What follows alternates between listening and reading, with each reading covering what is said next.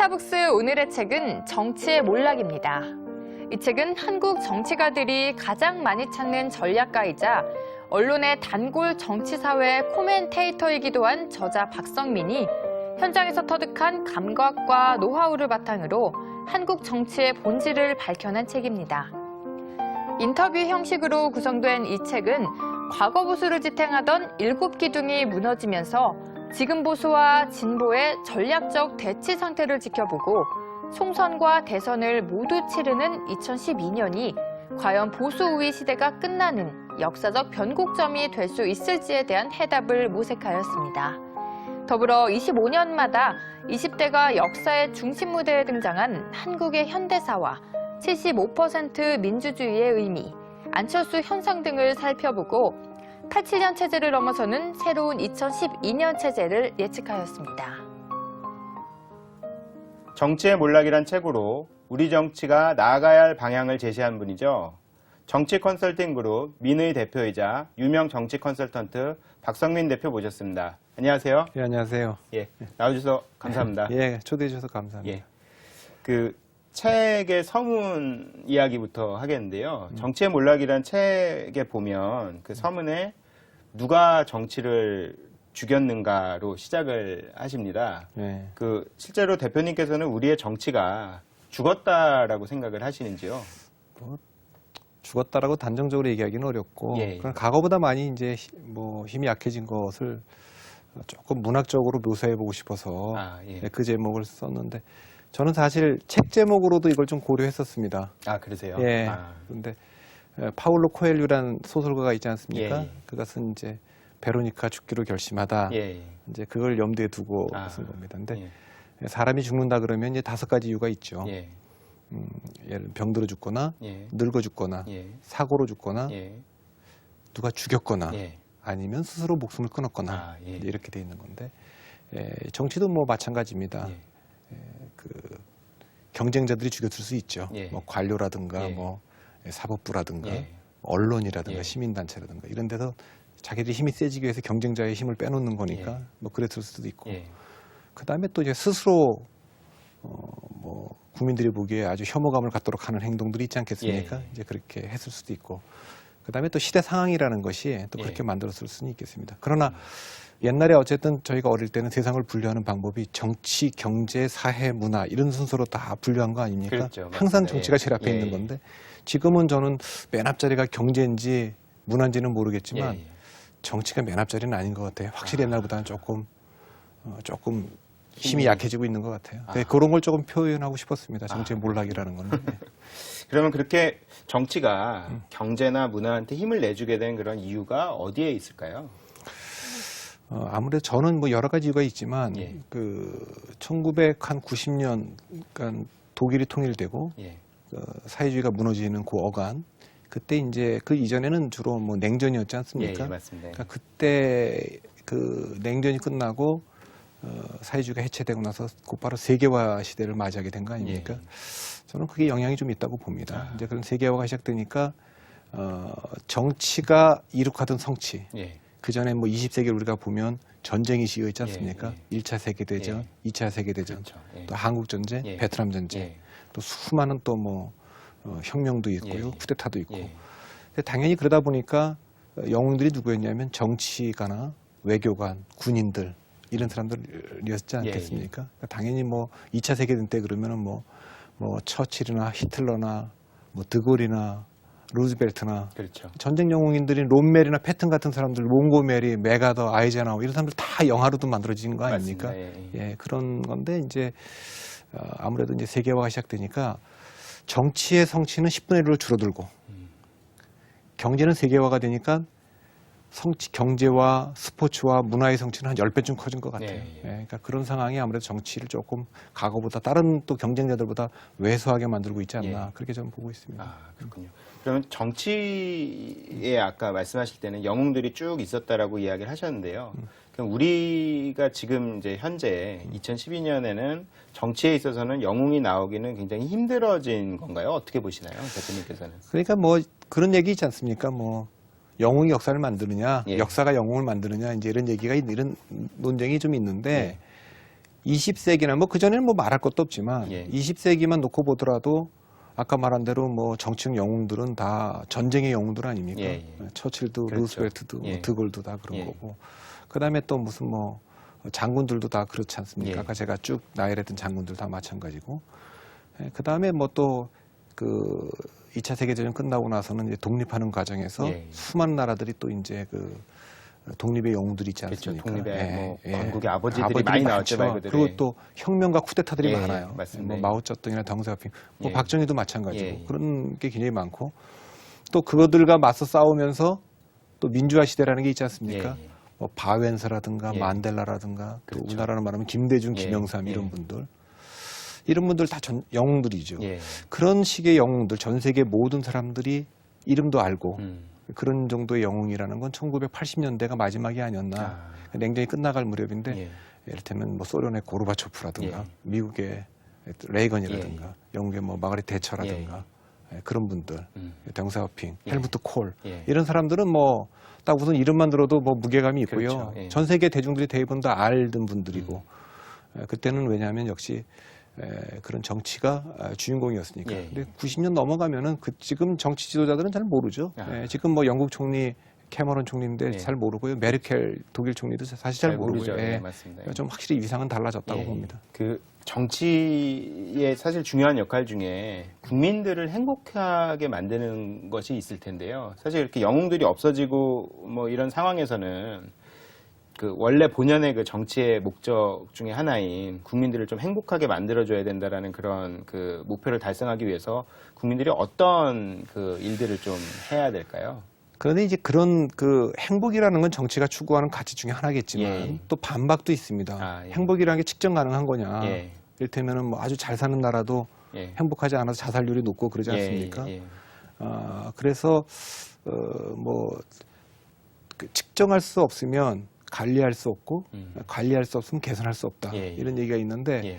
과연 행복이라는 게 측정 가능한 거냐. 예. 이제 이런 뭐 반박도 있긴 합니다.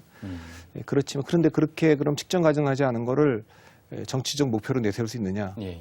또 한쪽에서는 그래도 그것은 예컨대 무슨 뭐 교육의 기회를 확대한다거나 예. 의료보험 혜택을 더 확대한다거나 이렇게 할 수 있는 거 아니냐. 이런 것이 또 예. 사람을 행복하게 하는 거다. 예. 인간의 이제 존재의 조건을 갖다 개선시키는 거니까. 예. 근데 그런 건 말고 말이죠. 사람이 행복한 조건 중에 하나는 자기 삶을 자기가 결정하는 겁니다. 아, 자기 삶을 자기가 결정. 예, 그 반대를 말하면 그 자유가 행복의 조건이고 예. 타율과 구속이라는 게 그 행복 불행의 시작이죠. 그렇죠. 예컨대 예. 밤에 잠을 자는데 자기 방문을 자기가 잠그느냐, 예. 아니 바깥에서 잠그느냐에 예. 따라 다르지 않습니까? 그렇죠. 감옥에 가면은 바깥에서 잠그는 거 아닙니까? 예, 예, 맞습니다. 예. 예. 선착순이라는 거 돌아보셨을 텐데 군대나 학교에서 선착순이 예. 왜 힘듭니까? 예. 그거 시키는 사람만 알거든요. 끝나는 그렇죠. 걸. 예, 예. 근데 우리가 만일에 이게 10바퀴 정도 뛰고 나서 끝나는 걸 안다. 그러면 이 조종하거든요. 그렇죠. 예, 예. 근데 모르니까 이게 힘든 예, 거예요. 맞습니다. 예, 예. 만일 우리가 극장을 갔는데 주인공이 죽을 위기에 처했어요. 그래도 우리가 편하게 보는 이유는 뭐 설마 5분 만에 주인공이 죽겠어. 그건 알고 보는 거니까. 예, 현실과 정치는 다른 거 아닙니까? 우리가 뭐 암 검진을 받고 나서 결과를 들으러 간 병원에서 다 긴장되죠. 그렇죠. 예. 뭐 군대 입대한 첫날. 예. 그것은 뭐냐면 무슨 일이 벌어질지 모르기 때문에 예. 그런 겁니다. 그러니까 행복이라는 건 뭐냐면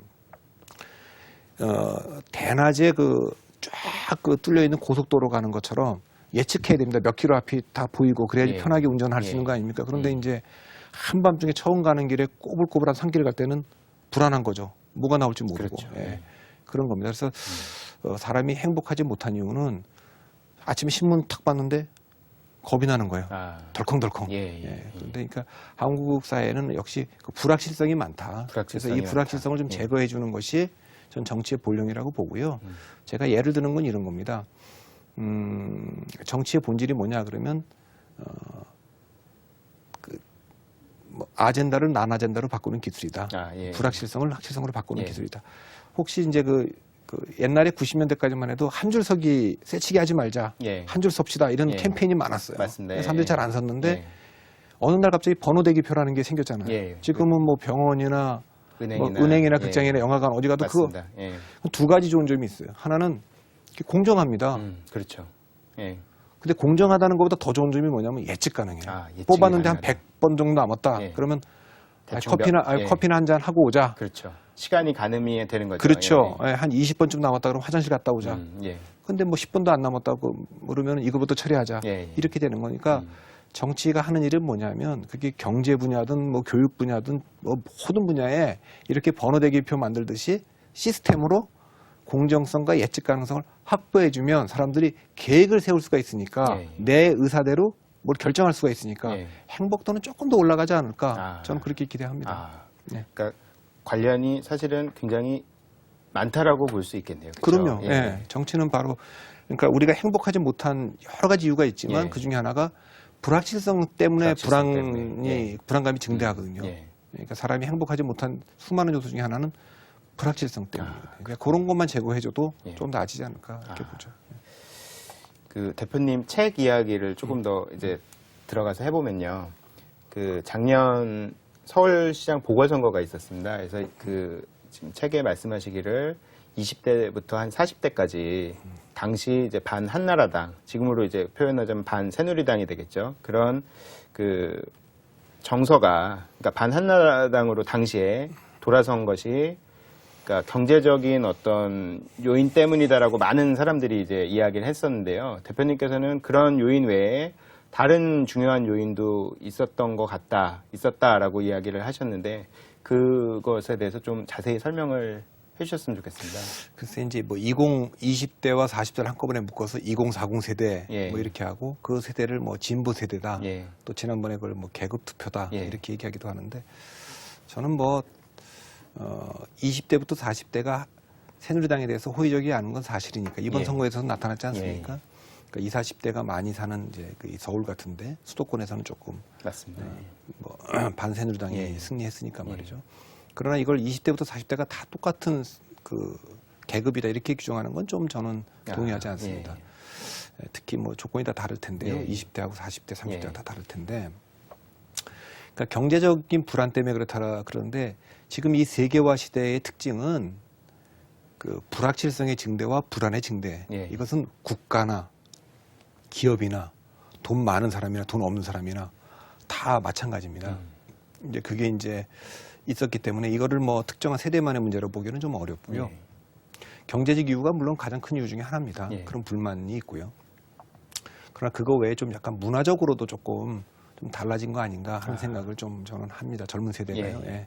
뭐 나는 꼼수다를 듣거나 SNS로 소통하는 세대들은 대개 좀 젊은 세대 아니겠습니까? 예, 예, 그렇죠. 이 젊은 세대와 50대 이상 새누리당을 강력하게 지지하는 이분들 간에는 좀 문화적 갭도 좀 있는 것 같아요. 문화적 갭이요? 예. 그래서 제가 그 책에서 이 두 세대를 비교하느라고 예. 자판기 커피 세대 대 예. 에스프레소 커피 세대다 맞습니다. 그 표현을 이렇게 쓰셨죠. 예, 썼어요. 근데 예. 뭐 그건 그냥 좀 재밌자고 한 예. 얘기인데 실제로 뭐 최근에 뭐 진보의 확산 속도와 우리나라 이 커피 전문점의 확산 속도가 비슷하지 않습니까? 좀 저는 그런 점도 조금 예. 얘기하고 싶었던 건데 옛날에는요 그래도 나이 드신 분들을 보수적인 분들도 요 젊은 사람들이나 이 진보파들 또 7, 80년대는 반체제 세력들까지도 연구를 좀 했어요. 연구를. 네. 그리고 이 또 반체제 하는 사람들이나 이 젊은 사람들도 이 지배 세력이나 아니 나이 든 사람들에 대해서 좀 연구를 좀 했어요. 예. 근데 원래 손자병법에도 지피지기하라는 거 아닙니까? 예. 나를 알고 상대를 알고 예. 이래야 된다 이런데 최근에는 제가 딱 보면 나도 니들 모르겠고 니들도 우리 모르는 것 같은데 서로. 서로 예. 각자. 그래서 선거 결과가 나오면 충격을 받아요. 지난번 서울시장 선거 때는 아마 제가 보기에는 새누리당 지지자들 또 특히 50대 이상 되신 분들이 충격을 받은 거예요. 어떻게 이런 일이 벌어질 수 있는가. 그러니까 이번에 총선 결과를 놓고 볼 때는 젊은 사람들이 아니, 도대체 누가 다 이 새누리당을 찍은 거지? 제가 보기에는 예. 그만큼 나도 너를 모르겠고 너도 나도 모르겠다. 뭐 이런 조금 예. 그런 건 문화적인 것도 좀 있는 거 아닌가 그렇게 봅니다. 그렇군요. 그러니까 경제적인 어떤 불안 외에 그런 문화적인 요인도 중요하게 작용을 했다라고 보시는 거네요. 예. 그 대표님이 또 말씀하신 것 중에 되게 제가 인상적이었던 것 중에 하나가요. 25년마다 큰 사회에 변화나 변혁이 있다라는 이제 이야기를 하시면서 2012년에도 그걸 이제 주시를 해야 된다라는 말씀을 하셨는데요. 그런 어떤 변화의 흐름이 2012년에 나타날 것으로 보시는지요? 어떻게 생각하시나요?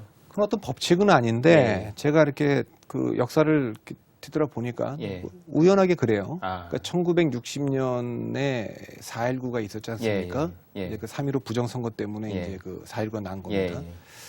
예, 그때부터 이제 뭐 6.3 사태라는 데까지 이제 20대가 우리나라에 아주 그 정치의 전면에 등장하죠. 예. 그 훗날 이 세력들을 갖다가 4.19 세대다, 또 6.3 세대다. 그렇죠, 맞습니다. 이분들이 수십 년간 대한민국 정치를 지락펴락했어요. 맞습니다. 예.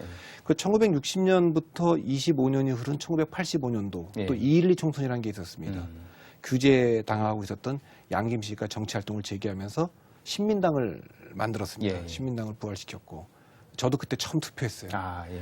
근데 그때부터 87년 소위 말하는 6월 항쟁까지, 예. 87년 12월 대통령 선거까지 또 우리나라 20대가 아주 정치 전면에 그랬죠. 등장해서 예. 또 한번 합니다. 예.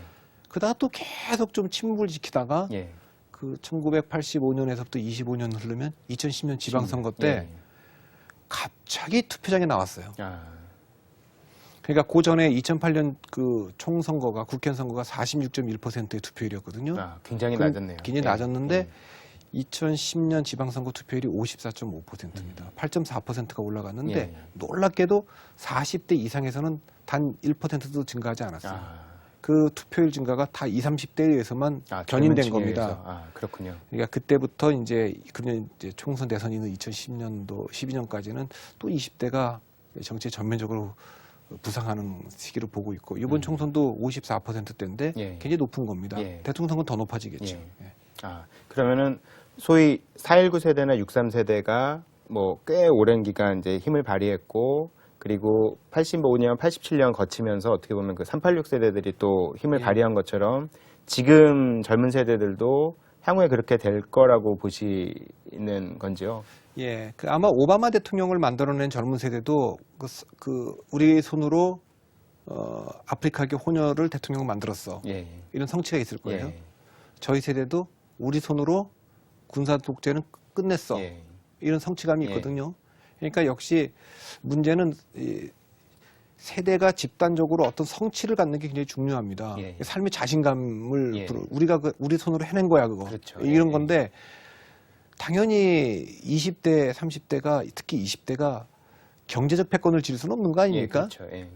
당연히 뭐 예, 그렇고. 맞습니다. 그러면 이제 20, 30대가 해볼 만한 게 이제 그 정치적 패권이거나 문화적 패권 아니겠습니까? 근데 이제 특히 정책 패권은 가능하죠. 예. 숫자도 많고. 예, 그래서 투표를 하면, 그래서 제가 20대한테 항상 해주는 말이 있습니다. 시위하는 촛불보다는 투표가 힘이 세고, 아, 예. 투표보다는 제도가 힘이 세다라는 얘기를 하는데, 예. 어쨌든, 투표를 하면 이렇게 뭐가 바뀌는구나, 라는 예. 걸 이제 확인한 거니까, 20대가 무서우니까 20대 비대위원도 그렇죠. 나오고, 20대 공천도 국회의원도 지금 막 예. 주고, 예. 공약도 반값 등록금 뭐 맞습니다. 다 예. 하는 거지. 예. 그 사람들이 뭐 투표 안 하면 그거 관심 있겠어요? 그렇죠. 예, 그런 점이 있죠. 아, 그리고 그 책에 대표님께서 말씀하신 것 중에 상당히 또 인상적이었던 부분이 그 보수의 7가지 기둥이 무너진다라는 이야기를 하셨고요. 그 사실 어떻게 보면 한국의 주류였는데요, 보수가. 그 보수 우위의 시대가 그러면은 그 끝난다라고 보시는 건지요? 그러면 단정적으로 끝난다라고 예. 본 거는 아니고요. 이 책도 보수 시대의 종언 이런 부제를 달고 있는데 뭐 대한민국은 1948년도에 그 뭐 건국한 이래로 예. 한 60여 년간 그래도 보수가 우위를 지켜왔던 사회고 나라다 이렇게 저는 봅니다. 예. 보수의 나라죠. 근데 그 한 60여 년 동안 보수가 우위를 보여오면서 그래서 그 보수를 지탱한 7개 기둥이 있다. 그 제 예. 나름대로 예. 엄밀한 의미의 뭐 그 분석은 아닙니다만 예. 그 7가지 기둥이 첫째는 이제 지식인, 지식인. 예, 학자들이었는데 최근에는 보면 팔리는 책의 대부분이 좀 젊은 진보학자가 쓴 책들이지, 그렇죠. 예, 뭐 기존, 보수적인 책이 예. 별로 없다는 거 예. 아닙니까? 그리고 담론이라는 걸 주도하는 지식인도 보수 쪽인 별로 없습니다. 맞습니다. 두 번째는 이제 언론의 힘도 언론. 그 전에 종이신문의 힘이 강했는데 뭐 요즘은 뭐 SNS 시대, SNS가 되니까 뉴미디어는 이제 개인도 미디어가 된 거 그렇죠. 아닙니까? 예, 예. 뭐 나는 꼼수다가 저렇게 영향을 그렇죠. 발휘하는 시대니까 언론도 많이 좀 달라졌고요.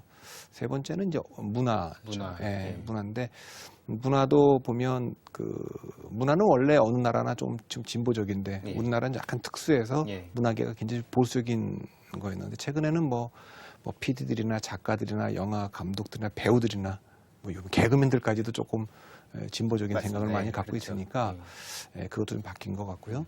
그다음에 기독교. 뭐 저도 뭐 기독교인입니다만 기독교가 굉장히 좀 지탱을 했는데 예. 조금 최근엔 좀 그것도 약해져 있고요. 예. 예. 그다음에 기업들 성취도 대단하지만 또 국민들이 그 기업에 대해서 조금 뭐 3세, 4세로 내려오면서 조금 문어발식으로 하는 그렇죠. 거죠. 반감도 예. 좀 있는 거 예. 아니겠어요? 그리고 또 지금 저성장 시대로 들어가고 있는데 성장의 과실은 그나마 대기업이 다 가져가니까 그렇죠. 그 예. 반감도 좀 있죠.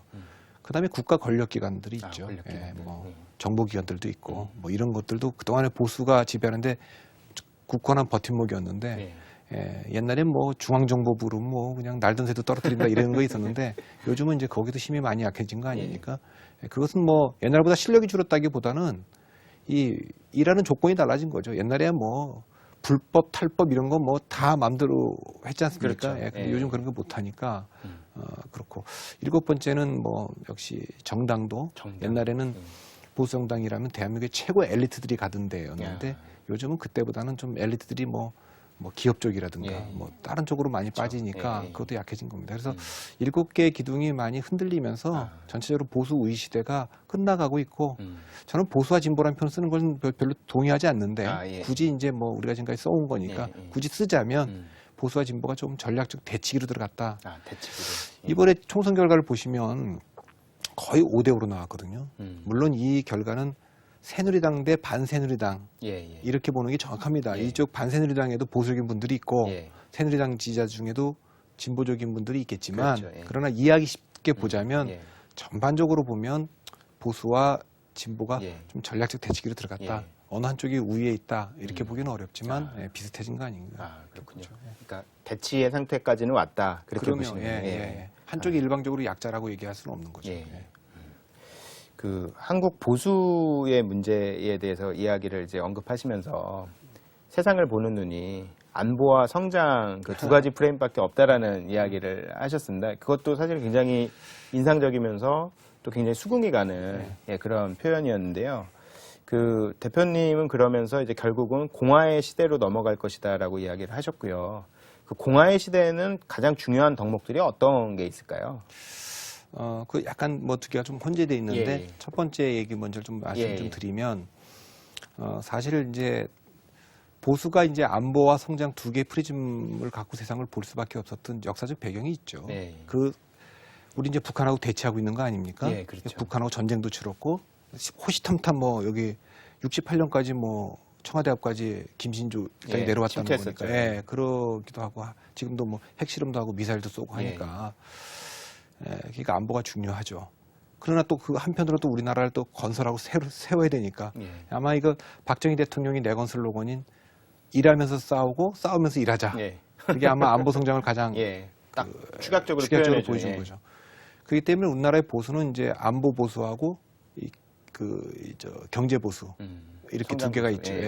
1990년, 80년대 말까지는 이제 군인들이 통치했으니까 이 안보 보수 시대였고 세계화가 되니까 이제 그 군인들은 물러나고 이제 대신 기업인들이 전면에 등장하는 이제 그런 시대였는데 대개 이분들은 그러니까 시야가 안보하고 성장이니까 최종적으로 북한하고 돈에 관한 문제로 세상 사물을 보죠.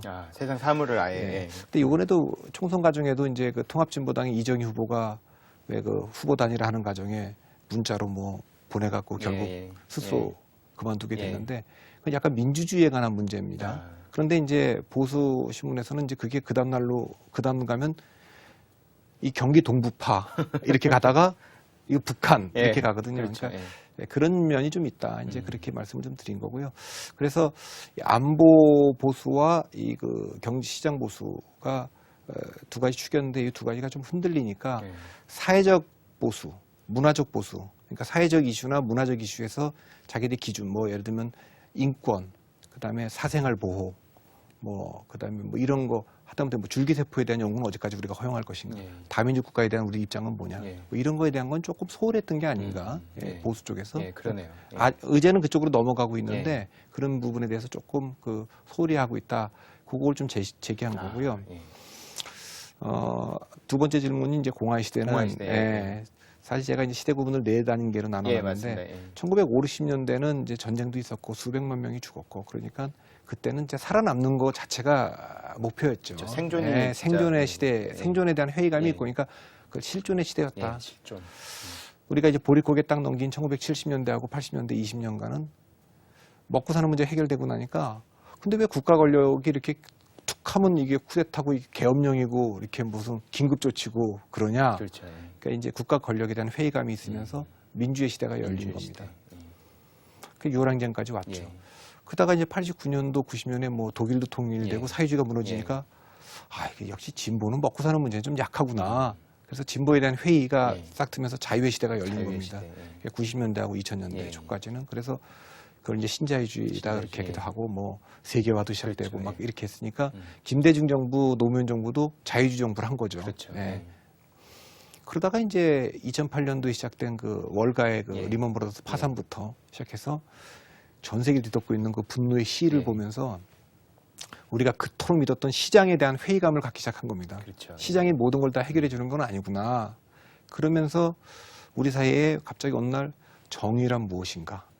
뭐 그런 책이 한 100만 권 그렇죠. 넘게 예. 팔리고 공정사회, 예. 뭐 공생, 예. 공동체, 공익 예. 이런 얘기들이 막 생기는 거 그렇죠. 아닙니까? 예.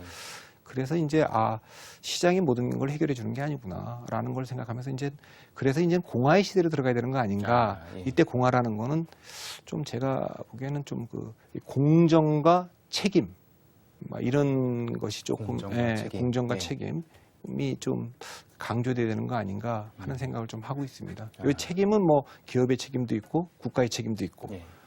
개인의 책임도 있고 음. 학교의 책임도 예. 있고 뭐 각 또, 주체들의 책임들이 다 좀 있다는, 있어야 예. 된다. 그것은 이제 아마 우리가 이제 공화의 시대를 살기 위한 공민이 되기 위해서는 아마 예. 그런 것들도 조금 자각해야 되지 않을까 이렇게 봅니다. 예.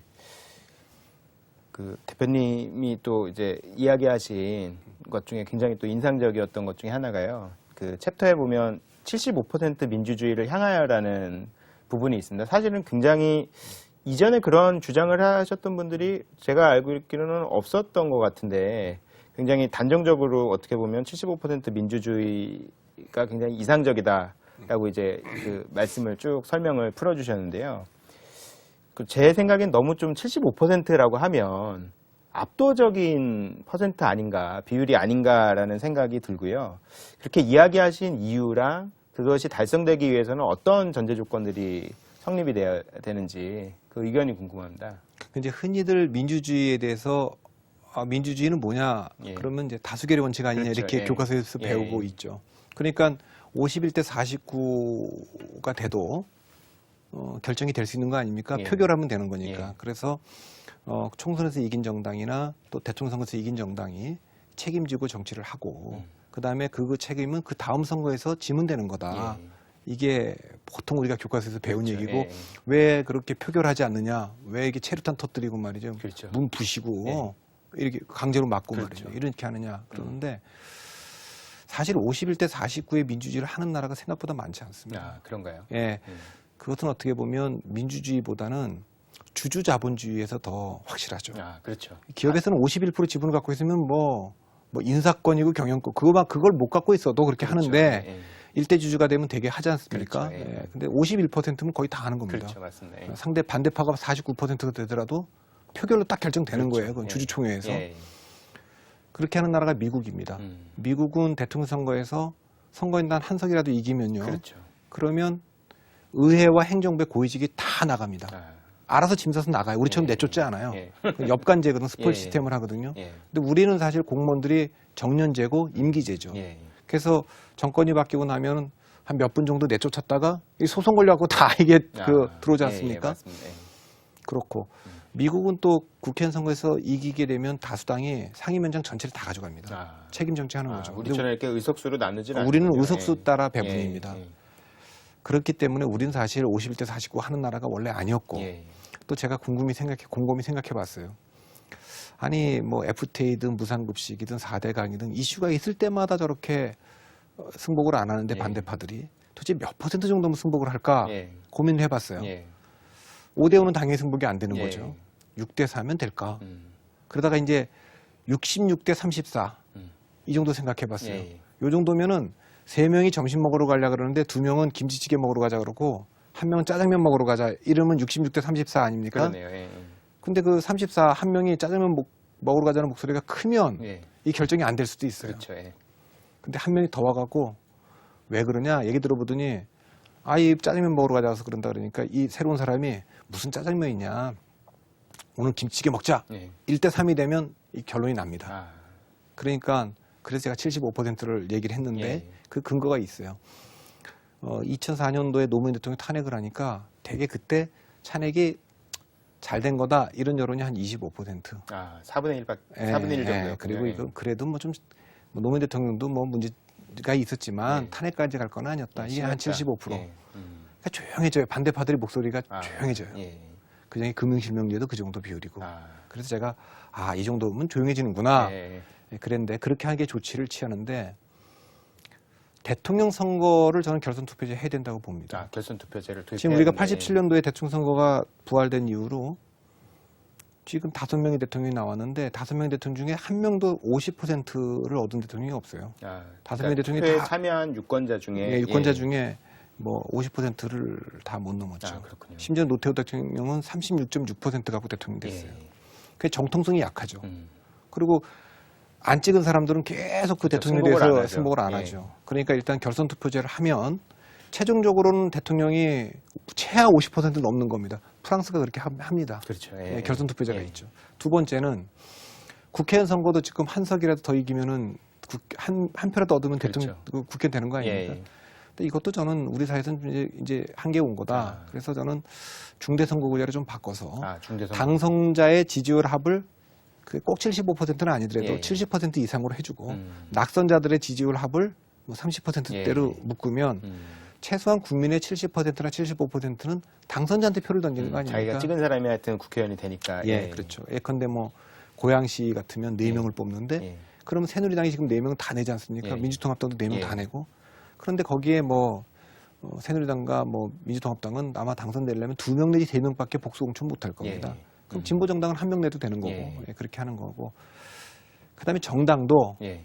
지금은 뭐 거대 양당이 있는데 그렇게 하지 말고 그 안에서 그래도 뭐 정체성이 뭐 다른데 나가라 마라 막 이러지 않습니까? 그렇죠. 그렇게 하지 맨날 말고. 그걸로 싸우죠. 예, 좌파 정당 2개, 우파 정당 2개를 나눠서 좌파 정당은 지금 하나는 진보당이 하나 있잖아요. 예. 또 하나는 지금 민주당이 있지 않습니까? 역사적으로 다 있던 이름이죠. 예. 진보당이나 민주당이나. 예. 우파 정당 2개를 만들되 하나는 시장에다 다 맡겨두자 하는 이제 자유당을 하나 만들고 예. 그래도 어떻게 시장에다 다 맡겨두냐. 예. 국가가 좀 개입해야지. 공화당 같은 걸 만들어요. 예컨대. 그 끝에 이제 더 뭐 구구정당인 민족당이 있을 수도 있고 예. 또 극자정당인 뭐 공산당이 있을지 예. 모르겠습니다만 뭐 녹색당 같은 게 있을 수 있겠죠. 그러면 예를 들면 이번에 그 FTA 같은 거는 공화당, 자유당, 민주당이 아마 합의 통과시켰을 수 있습니다. 대신에 무상급식 같으면은 진보당, 민주당, 공화당 이렇게 뭐 세 당이 통과시킬 수 있지 예. 않겠습니까? 아무래도 뭐 메이저 4개 정당 중에서 한 3개 정도 정당이 손잡으면 큰 갈등 없이 예. 통과시킬 수 있으니까 정치도 좀 그렇게 좀 구성하자. 뭐 아. 그런 제안으로 아. 75% 민주주의를 얘기한 겁니다. 네. 그렇군요. 굉장히 그 설득력 있고 일리가 있는 이야기셨고요. 그 또 선거에 대한 이제 이야기를 하신 게 있습니다. 그러니까 보통 이제 국민들이 생각하기에는 선거가 너무 잦다. 그리고 사회적 비용이 너무 크다라고 이야기를 하는데 대표님께서는 좀 다른 의견이신 것 같더라고요. 책에 보니까 그 어떤 의견을 갖고 계신지요? 그러니까 민주주의에 대한 오해 중에 하나가 예. 자꾸만 선거가 잦다라는 얘기는 선거 비용이 많이 나간다. 예. 근데 민주주의는요 원래 효율적인 게 아닙니다. 예. 민주주의는 비효율적인 거예요. 예. 비용이 많이 듭니다. 예. 대신에 폭력을 배제하는 거죠. 폭력을 배제하고. 예, 예. 폭력을 배제한다는 데서 좋은 점이지만 예. 민주주의는 결코 그렇게 그 효율적인 걸 따지는 건 아닙니다. 그러니까 국가 경영을 한 대통령이 효율성만 생각하면 안 됩니다. 그렇죠. 반대파가 있는 거니까 맞습니다. 반대파를 예. 설득해야 되는 것이고요. 제가 선거를 많이 하자라고 예. 얘기하는 건 몇 가지 이유가 있습니다. 첫째는 대통령 지난번에 노무현 대통령 재임 때 원포인트 개헌이라 해서 대통령 선거와 국회 선거를 같은 날 하자. 저는 이거 반대합니다. 왜냐하면 대통령 선거와 국회의원 선거를 분리시켜 놔야지 예. 서로 중간 평가를 할 수 있도록 예. 해놔야만 예. 그렇게 해야만 대통령과 여당 국회의원 간에도 좀 거리가 생깁니다. 예. 민주주의는 기본적으로 삼권 분립입니다. 예. 그래서 제1의 관계가 행정부와 입법부의 관계. 예. 이게 중요한데 우리는 행정부 대 입법부 관계보다 여야의 관계가 더 중요합니다. 그렇죠. 그러니까 예, 예. 여당의 국회의원들은 대통령과 한 편이다. 이렇게 되니까 예, 대통령 그렇죠. 견제를 잘 안 해요. 예, 예. 행정부 견제를 잘 안 하죠. 그렇죠. 행정부 편들어줘야 되는 예. 거죠. 그런데 기본적으로 국회의원들은 행정부를 견제하는 겁니다. 그렇죠. 총리나 원래 장관이나 기능은, 대통령. 예. 예, 그게 먼저입니다. 음. 따라서 선거 제도를 어떻게 바꿨으면 좋겠냐. 대통령 선거가 있고 그 2년 뒤인 중간 선거에 국회의원을 뽑으면 이 국회의원들은 자기들이 살아남기 위해서도 대통령을 계속 견제할 수밖에 없습니다. 아, 예, 예. 여당도. 예. 예, 그렇게 좀 하자는 거고 미국은 그렇게 합니다. 예. 예. 미국은 대통령 임기가 4년이고요. 하원이 임기가 2년인데 그렇죠. 2년. 예. 대통령 선거 뽑을 때도 한 번 다 뽑고 하원은 또 중간 선거 때도 다 뽑고 그 다음 대통령 선거 뽑을 때도 다 바꿉니다. 예. 상원은 6년인데 2년에 한 번씩 대통령 선거 때 3분의 1을 바꾸고 예. 중간 선거 때도 3분의 1을 바꾸고 그 다음 선거 때도 3분의 1을 바꾸고 그러지 않습니까? 예. 그래서 저는 선거를 그렇게 교차로 했으면 좋겠다. 지금은 그게 없으니까 중간 선거 제도가 지방 선거가 대신 그 역할을 장담하니까 하죠, 원래. 예. 사실 그 국정에 큰 책임도 없는 지방자치단체장이나 의원들이 대신 두들겨 맞지 않습니까? 그렇죠. 예. 그리고 지금처럼 대통령 선거 끝난 2008년에 바로 선거가 있거나 대통령 선거를 앞둔 바로 지금 또 하거나 이렇게 불일치가 많으니까 예. 이걸 좀 정리해서 2년에 한 번씩 하자. 그리고 저는 차제에 국회의원 임기를 2년으로 줄였으면 좋겠다. 아, 더 줄여서 예, 자주 선거하자. 예. 왜냐하면 미국 하원이 임기 2년입니다. 예. 뭐 임기 2년이면요 선거 떨어져도 이렇게 지금처럼 전쟁처럼 안 해도 돼요. 후를 털고 또 다음 선거 준비해도 되고. 예, 맞습니다. 예, 서로 이제 그렇게 하는 거니까 이제 그런 차원에서 얘기를 했고 말 나온 김에 좀 얘기하자면 저는 국회의원 수도 더 늘려도 좋다고 보고요. 예. 국회의원 보좌진 수도 좀 더 늘려도 된다고 봅니다. 예. 자꾸만 비용 얘기하는데 예. 우리나라 국회가 1년 쓰는 예산이요 한 4천 몇백억쯤 될 겁니다. 예. 기초자치단체장이 한 기초단체가 쓰는 정도의 비용이에요. 아, 민주주의가 제대로 돌아가고 갈등을 해소할 수만 있다면 그럼 뭐 얼마든지 행정부를 견제하기 위해서 그 입법부의 영향을 강하게 해서 난 뭐 예. 비용을 더 얼마든지 더 들여도 좋다 그렇게 아, 보고 있습니다. 그러니까 사회를 위한 어떤 그 투자로서 그 민주주의 비용이 예, 민주주의 비용으로서 충분히 우리가 감당해야 된다라는 이야기. 다른 모든 사회 분야에는 돈 투자하는 걸 갖다가 당연히 뭐 당연하다고 얘기하면서 우리 사회를 움직이고 국가의 중요한 걸 결정하는 정치에는 돈 들어가는 걸 막는 건 그건 누가 하냐? 그 정치가 힘이 생기면 자기들이 불편한 경쟁자들, 관료들이나 사법당국이나 그렇죠. 언론이나 이런 분들이 하는데 정치인들도 거기에 부안해동했다 그래야 되나? 그런 거 보면 좀 이해가 잘 안 갑니다. 예. 민주주의는 비용이 드는 겁니다. 효율성을 예. 따지는 게 아닙니다. 네, 되게 중요한 이야기를 해주셨고요. 그 책에 이제 안철수 현상, 바람에 대한 이야기도 나오는데요. 그 부분에 대해서 어떻게 생각하는지 좀 짧게 한번 이야기를 좀 부탁드리겠습니다. 87년 노태우 대통령은 다수당의 다수파로 대통령이 됐고 예. 그 5년 뒤인 92년에 김영삼 대통령은 다수당의 소수파였는데 대통령이 됐습니다. 예. 그 5년 뒤인 97년도에 김대중 대통령은 소수당의 다수파로 됐고 노무현 대통령은 2000년에 놀랍게도 소수당의 소수파로 됐지 않습니까? 근데 정작 놀라운 건 지금 안철수는 그냥 개인인데 예. 기존 정당을 다 흔들어요. 그럼 뭘 보여주는 거냐? 정치 패러다임이 바뀌었다는 거죠. 아, 패러다임이 바뀌었다. 그러니까 옛날엔 조직의 힘이 셌기 예. 때문에 조직이 없는 개인이 정당을 절대 끼지 않고는 뜰 수가 없었는데 예. 지금은 조직이라는 게 의미가 없지 않습니까? SNS 시대고 예. 언론의 힘도 필요가 없죠. 그렇죠. 예전 같지 않죠. 그러니까 돈의 위력도 옛날 같지가 않고 예. 돈이 없어도 언론의 도움을 못 받아도 조직이 없어도 누구나 다 부상할 수 있으니까 그러면서 이제 안철수 같은 사람이 부상하게 된 계기가 있고요. 그다음에 이제 보수나 이런 쪽에서 보면 대중들이 이제 안철수 같은 사람을 찾는 거 아니겠습니까? 자수성가한 사람, 그다음에 공공에 이바지할 사람, 젊은 사람들과 좀 소통할 사람 이런 걸 찾는 심리가 조금 반영된 거 아닌가 저는 그렇게 봅니다. 아, 그렇군요.